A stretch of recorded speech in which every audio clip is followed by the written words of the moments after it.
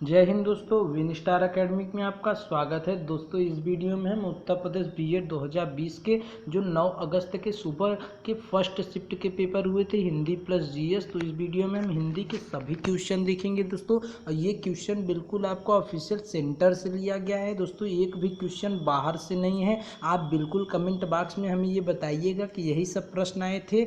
हमने पूरा जो आपका क्वेश्चन आया था टोटल क्वेश्चन लेकर आए हैं और आप पूरा क्वेश्चन मिला लीजिएगा। यहाँ से आप पूरी आंसर की हिंदी की देख सकते हैं। अगर आपने पेपर दिया होगा तो आपको पता होगा ये सभी क्वेश्चन आए थे। हमने बिल्कुल ऑफिशियल डाटा लेकर ही सारे क्वेश्चन को यहाँ पे हिंदी पे रखा है और अगला वीडियो हम जीएस के लिए भी देने वाले हैं। तो दोस्तों टाइम वेस्ट न करते हुए पहला क्वेश्चन पूछा गया था, शुद्ध वाक्य पूछा गया था।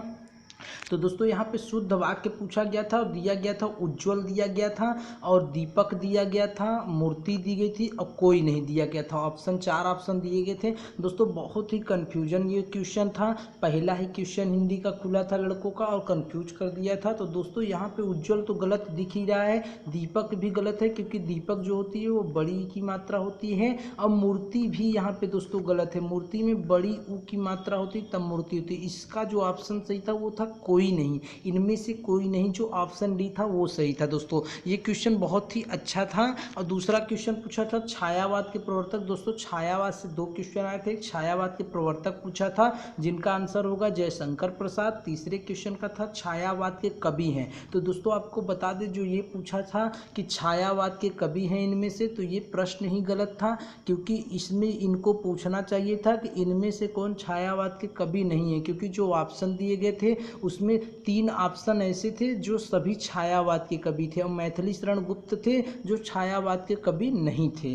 और बाकी सब जयशंकर प्रसाद और सुमित्रानंदन पंत ये सभी थे छायावाद के कवि थे। तो ये प्रश्न ही गलत दिया गया था। वैसे ये भी प्रश्न पूछा था। अब दोस्तों संधि से भी क्वेश्चन आई थी। हिंदी बहुत ही इजी आई थी। हाँ कुछ क्वेश्चन आपको बहुत ज़्यादा कंफ्यूज कर दिए। यहाँ पे क्वेश्चन आया था चौथा, पावक का संधि पूछा था। तो ये पूछा था कि पावक कौन सी संधि है। तो दोस्तों ये अयादी संधि है पावक और स्वर संधि है। तो यहाँ पे उज्ज्वल में कौन सी संधि है, तो उज्ज्वल में कौन सी संधि पूछी गई थी, तो उज्ज्वल में व्यंजन संधि है। सड़ानन का संधि पूछा था तो सट धन आनन होता है। और अली शब्द का अर्थ पूछा था दोस्तों। अली शब्द का दोनों अर्थ दे दिया था, भौरा सखी दे दिया था, ठीक है। और नेक्स्ट हमारे क्वेश्चन पूछे थे, 8वां क्वेश्चन था कि अंबर का विलोम क्या होगा। तो अंबर का अवनी दिया था ऑप्शन, तो अवनी जिसने मारा होगा अवनी वो सही होगा दोस्तों। अवनी आंसर बिल्कुल सही है। प्रसारण का विलोम पूछा था, ये भी प्रश्न बहुत अच्छा था। प्रसारण का वैसे तो विलोम संकुचन होता है,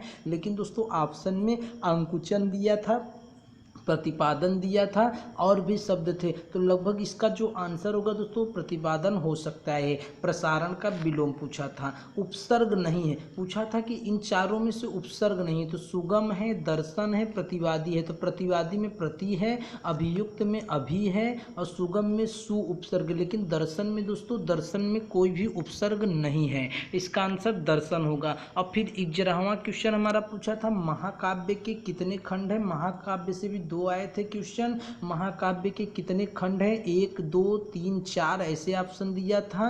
तो और यहाँ पे नेक्स्ट क्वेश्चन दिया था महाकाव्य का संबंध किससे है। तो इसमें ऑप्शन दोस्तों ऐसे दिया था कि जीवन के खंड काव्य, जीवन के बृहद खंड काव्य, युद्ध के कांड, युद्ध के बृहद कांड से दिया गया था। यही चारों ऑप्शन हमारे दिए थे। हमारा नेक्स्ट क्वेश्चन 13वां क्वेश्चन आया था, वह बहुत बोलती है में क्रिया विशेषण क्या है। तो दोस्तों वह बहुत बोलती है, बोलती में ये क्रिया है तो इसकी विशेषता कौन बता रहा है, बहुत। तो यहाँ पे आंसर था बहुत। और नेक्स्ट क्वेश्चन था हमारा 14वां, संबंध बोधक अव्यय का संबंध किससे है। तो ऑप्शन था संज्ञा सर्वनाम से है, क्रिया से है, कारक से है। तो संज्ञा सर्वनाम की ही ये संबंध दिखाता है, संबंध बोधक अव्यय। फिर उसके बाद दोस्तों ये क्वेश्चन थोड़ा धुंधला हो गया। यहाँ पे पूछा गया था प्रकृति के सुकुमार कवि कौन है। तो प्रकृति के सुकुमार कवि ऑप्शन दिया था निराला, सुमित्रानंदन पंत, जयशंकर प्रसाद और तुलसीदास, तो सुकुमार कवि पूछा था। उसके बाद दोस्तों ये चिन्ह से दो क्वेश्चन आए थे, विराम चिन्ह से एक दिया था,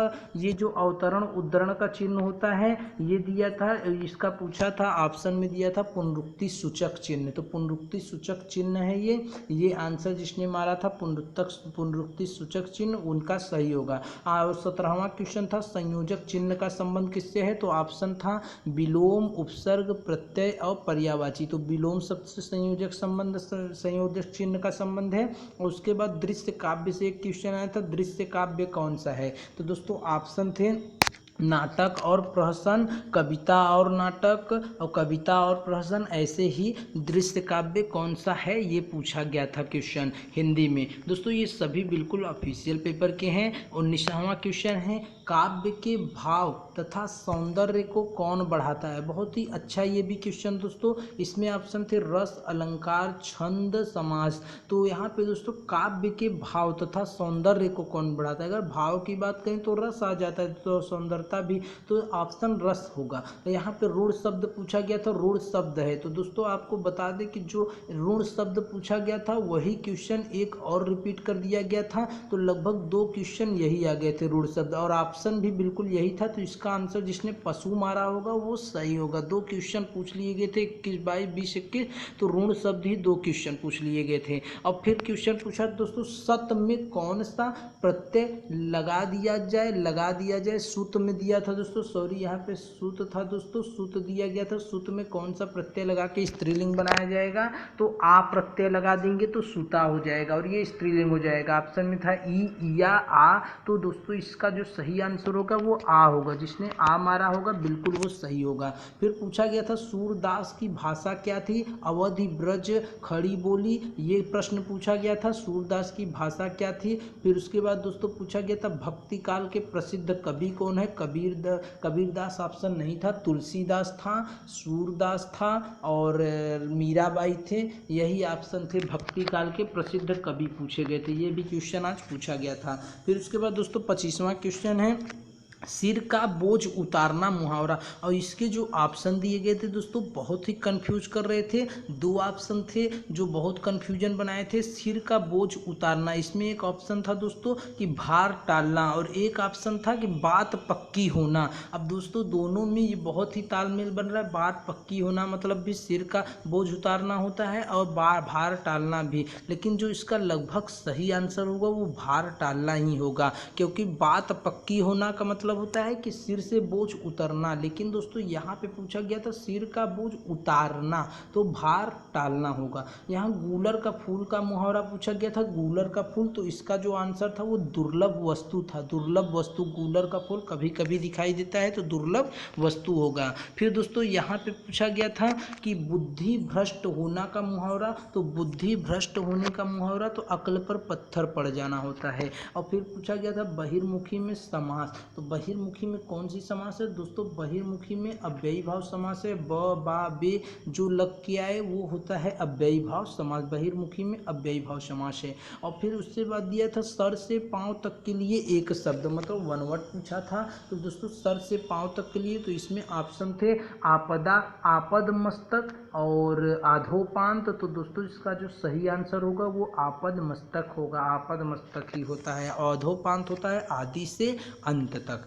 30वां क्वेश्चन है हमारा महोत्सव का संधि बिछा था, तो महाधन उत्सव हो जाएगा, महोत्सव का संधि क्या हो जाएगा, महाधन उत्सव। और दोस्तों एक और क्वेश्चन पूछा था संधि में बहुत अच्छा था, वो पूछा गया था नरेश का, नर धन ईश हो जाएगा, नरेश का भी संधि पूछा था, इसमें हमने नहीं लिखा है दोस्तों, तो वो ईशह दिया था, नरेशह दिया था, तो नर धन ईशह हो जाएगा, नरेशा का संधि विच्छेद। दोस्तों यहाँ पे एक क्वेश्चन और संधि का पूछा था, आपको बता दें कि नरह धन ईशह हो जाएगा, नरेशा हो जाएगा, नरेशा का संधि विच्छेद पूछा था, तो नरेशा का संधि विच्छेद क्या हो जाएगा, नर धन ईशह, ठीक है। और फिर उसके बाद 31वां क्वेश्चन था हमारा संप्रदान कारक की विभक्ति पूछी थी, के के लिए ऑप्शन था तो के लिए होगा आंसर, संप्रदान के लिए होगा। ठीक है, 31 क्वेश्चन हो गए। 32वां क्वेश्चन देखते हैं दोस्तों, पृथ्वी क्या है? तो पृथ्वी तत्सम तद्भव देशत विदेशस, तो पृथ्वी जो है दोस्तों वो हमारा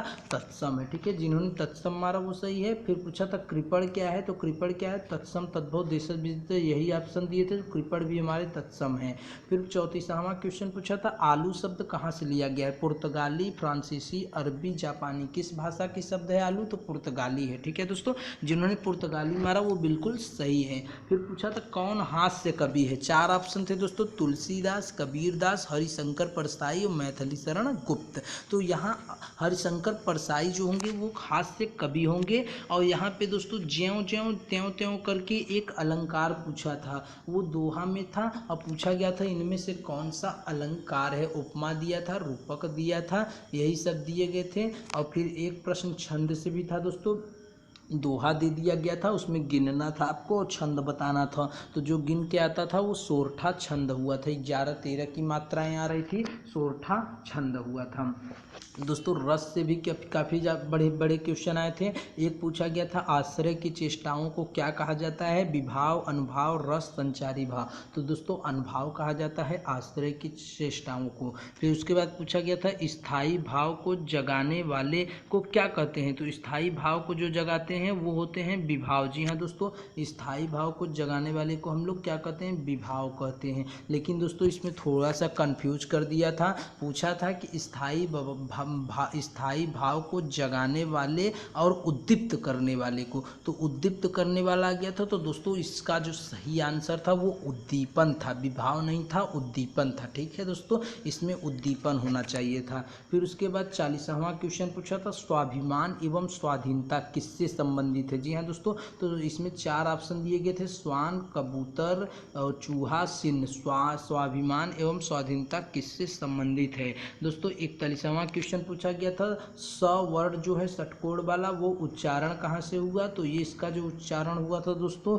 वो हमारा मूर्धन्य से हुआ था। ठीक है, मूर्धन्य से हुआ था। और फिर 42वां क्वेश्चन था मैं खाना खा रही हूँ में काल कौन सा है? वर्तमान, भूत, भविष्य, यही दिया गया था ऑप्शन में, तो वर्तमान काल है, मैं खाना खा रही हूँ। दोस्तों लगभग हमने आपको 43 क्वेश्चन कराए हैं। हमने एक नरेश का संधि विच्छेद बताया, 43 क्वेश्चन करा दिए हैं।